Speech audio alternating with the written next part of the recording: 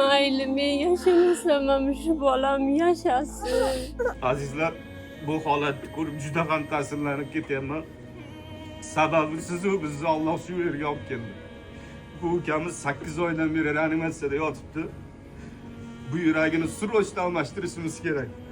Organizmi hech qanaqa dori dializlarni qabul qilmayapti. Vaqtimiz kam o'rtoqlar, bizga taxminan 30 ming dollar atrofida pul kerak.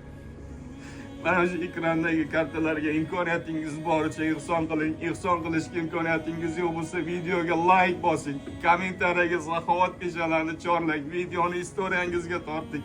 Ey qalbi tosh bo'lib ketmagan inson, sizni farzandingiz shu ahvolga tushgani yo'q-ku. Imkoniyatim yo'q demang. Inshaalloh sizni bizni Alloh shu bolani tuzalib ketishiga sababchi qilsin.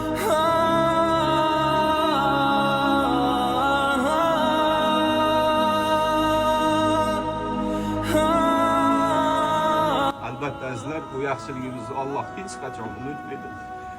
Hammamizga inshaalloh oxiratda ajrini bersin.